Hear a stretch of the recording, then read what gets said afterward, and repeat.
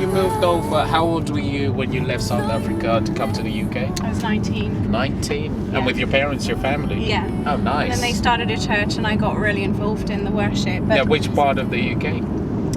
Bristol. Bristol? Yeah. All right, cool. And then I got involved in the worship, but I was, all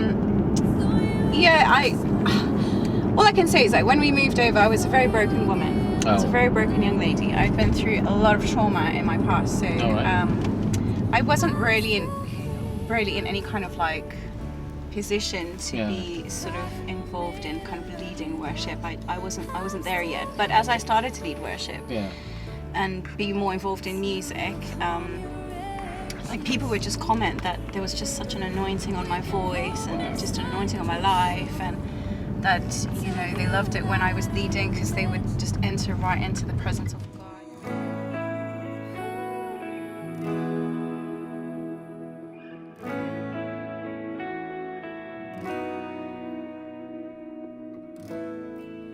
Holy Spirit,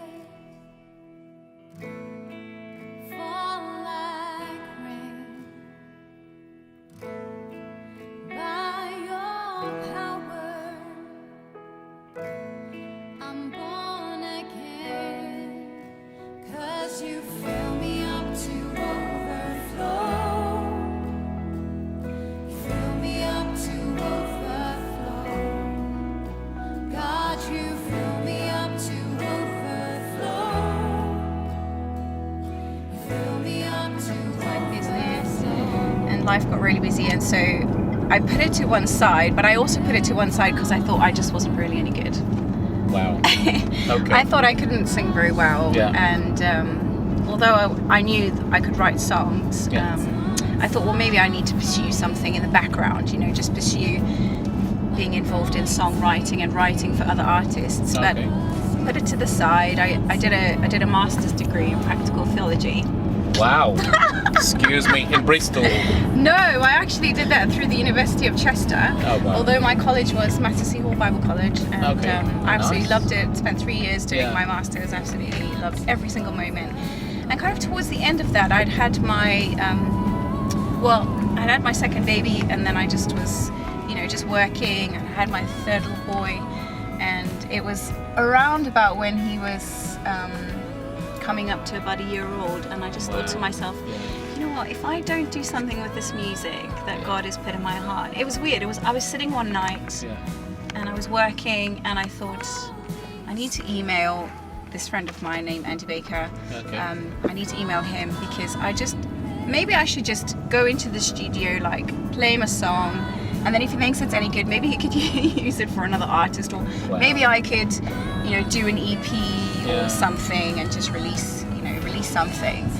Do something with the songs that God had given me. Went into the studio literally a week later. Oh, wow. And I played him one of my songs, and then it turned into me doing an EP. And then he was offering some really good deals, and my EP turned into a full album. Yeah, these are your own songs, right? Yeah, all my own songs. So 6 months later, I released my album, and to be honest, Wow. 6 months to release 10 songs. I think so. Wow. Yeah, Took me 'cause I 10 saw- years to release 4 songs. But wow, that's amazing. Yeah, because So I you saw were him in the called to do- November. Yeah. We recorded in the January, February, and I released my album in May. Okay. So yeah, about 6 months, and I Okay, released so my album. so tell the viewers, people that are listening, they're going to be questions as in, okay, I'm a singer-songwriter, I've written all these songs, and roughly how much does it cost? Did you sponsor yourself? Did you get signed on the label? No, I did it all independently. Independently? Yeah. Okay, so what would you advise people then? Because some people think that you have to go and find a record label, you have to find a manager, you have to be signed on something, but you didn't do any of that. No. What year was it? Because I know. 2018. All right, cool. And to be honest, I really didn't actually know what I was getting myself into. Yeah. Because I just wanted to release this album, and I think maybe that's how God works with me a little bit. You know, He doesn't give you the full picture of what. I always knew I wanted to do something with music, and I knew I wanted to do music videos, but I never thought I was good enough. I never thought I had the confidence. I never thought, this is something that I can actually pursue. So I kind of just like I say, put it all aside. And then when I was recording my album, I think it was when we were actually recording my vocals, I was thinking, gosh, what have I done? I've started something. Yeah. Like, what was I thinking? Oh, wow. I was like, I have to go on Instagram now, Yeah. you know? I had this Instagram account that I changed into my music one, and I was like, I have to set up a Facebook page now, and I have to do all these other things, and oh my goodness, I have to register all these songs now with all these companies, you know? So actually, I didn't know what I was getting myself into, to be honest, but So tell us God what knew. it is that you were getting. Did you think of the money? Because a lot of people think, okay, if I write a lot of songs, if I go to the studio, I'm going to produce, I'm going to make all this money. Is that what happened to you? Okay, tell us No, what and you I were think thinking. I've always decided that, you know, obviously if you make money from your music, wonderful. It's not easy though. It's not easy because, but then if you do make money from your music, you know, you can actually keep investing into your music. But I think the bonus for me is having my graphic design business, which has kind of funded a lot of my music. I never thought about getting a label. I wanted to remain independent because, you know, Full control. full control, and all the royalties belong to you. And for me, that's like my kids' inheritance is all the royalties, whatever I make from my music.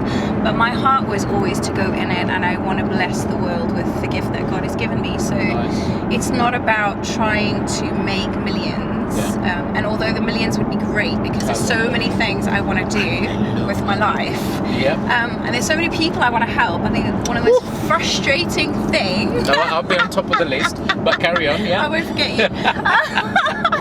But I mean, one of the most frustrating things for me is not having enough money to help all the people that I want to help. Because in fact, my producer calls me Mother Teresa. Oh, so he's like, Loulita, you are like Mother Teresa. You like just want to help the whole world, and I'm like, well, there are so many. Lolita's number is 073. No, I'll tell you the rest. You come to me first, okay? So carry on, Mother Teresa. So funny. Mother Lollita, carry on. Yeah. So I never went into it trying to like become famous or have loads of money or. So all this fame you have now, you didn't create that? Whatever. No, do you know what? I think for me it's like I'm working hard at my music ministry, like you would anything in your life. You know, when you pursue your career, you have to work hard at it. Of course. So like I'm working hard at this, but the whole reason I'm working hard at this and trying to promote Loulita Gill is because ultimately what I'm carrying is a message. So it's not really me I'm trying to put out there, because I can't help anybody. I can't save anybody. I can't do anything for anybody. I mean, I can help people, but you know, when you talk about life transformation and bringing hope to people and salvation and all of that, I can't do any of that for anybody, but I know the one who can. And my songs contain the message of the one who can. So what I'm trying to do when I'm pushing it out there is that I'm just the package, but I'm carrying something on the inside. All right, there's something that I need to go back on. You said you were in your mum and dad's church. And I'm sure you said something along the lines, you were a troubled lady, things was happening in life. Are you free to talk about just maybe one or two things that message can basically help someone else? No, it's fine. Okay, good. I was going to say something else easier, but carry on. Can you encourage somebody? What happened in your life? I've been through a lot of abusive situations. Okay. I was abused as a kid, and you know, just and there was multiple occasions where just went through a lot of trauma. And to be honest, there's things I'm still dealing with now. And in fact, recently, and I don't even mind saying this, but recently I put myself into like counselling/therapy. Because I want to be emotionally healthy. You know, and I want to be spiritually mature and emotionally healthy. And I read a book where. Talk about the name of the book and the author. Yes, but I can never remember this guy's name. Okay, no worries. Well, it's Peter Scazzero, I think his name is.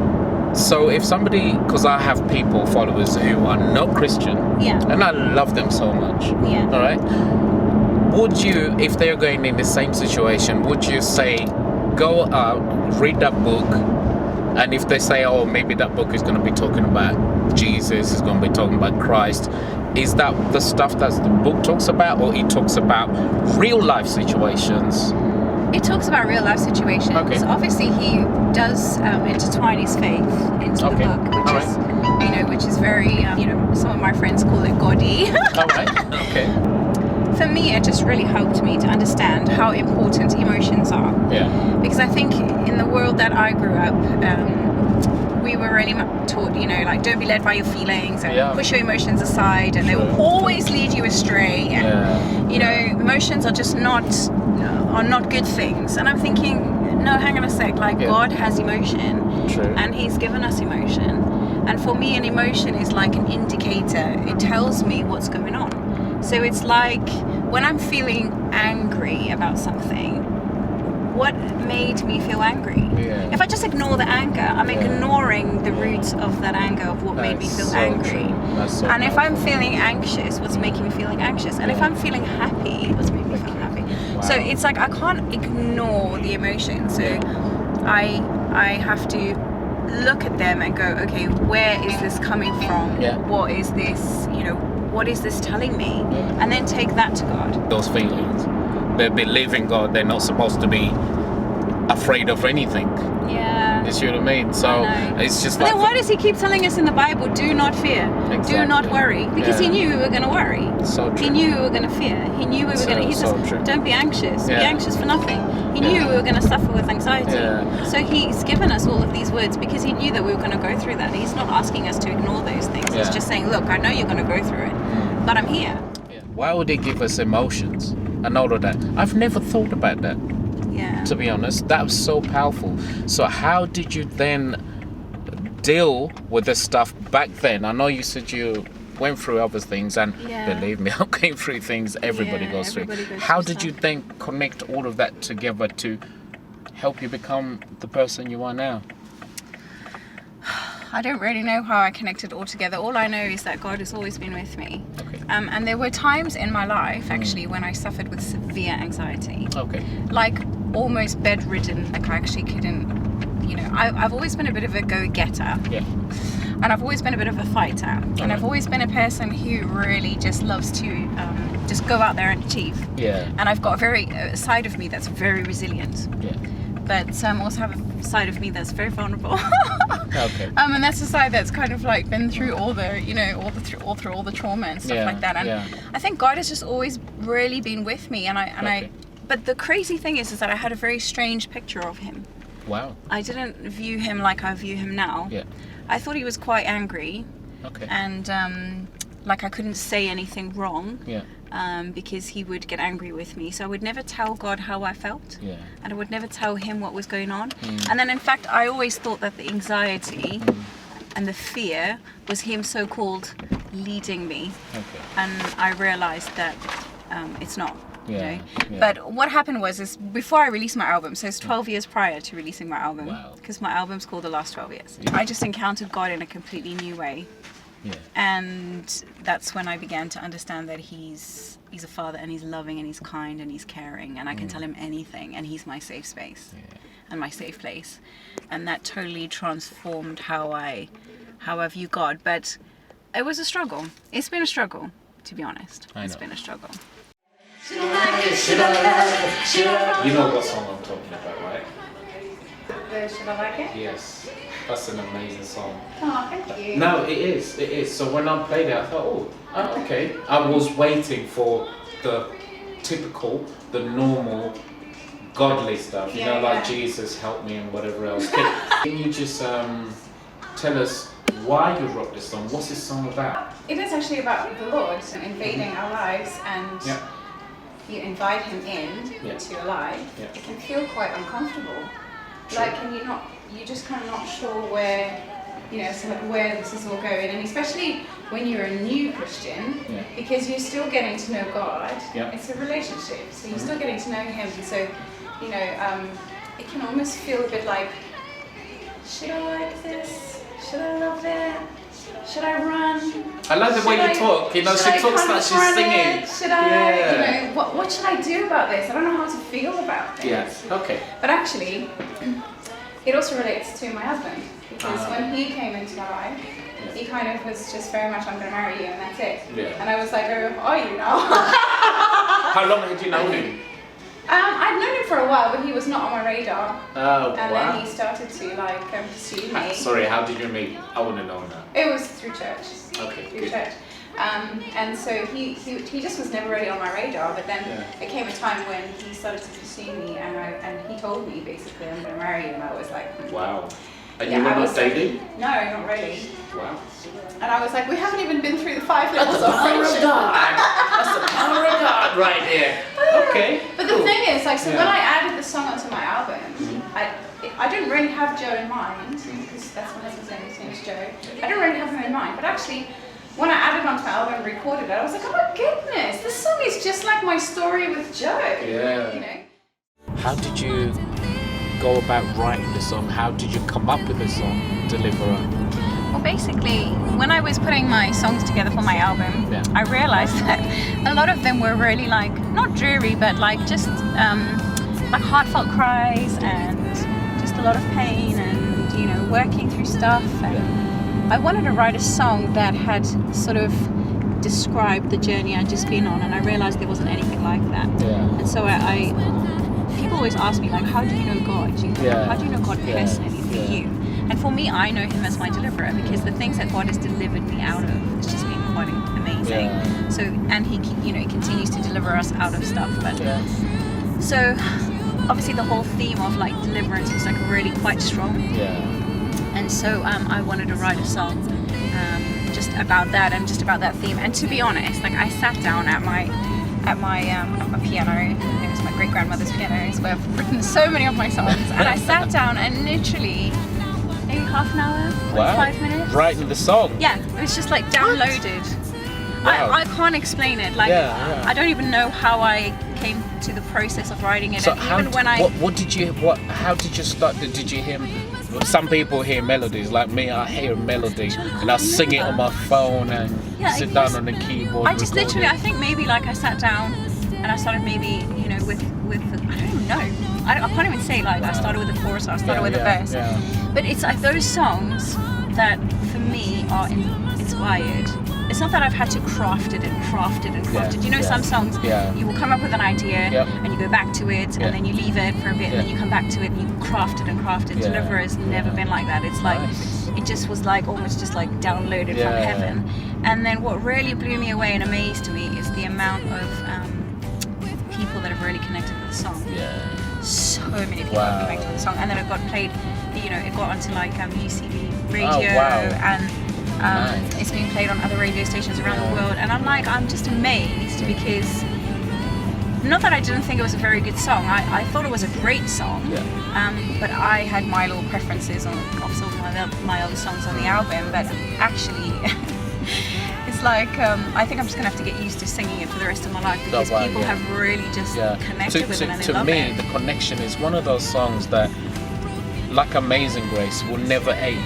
Yeah.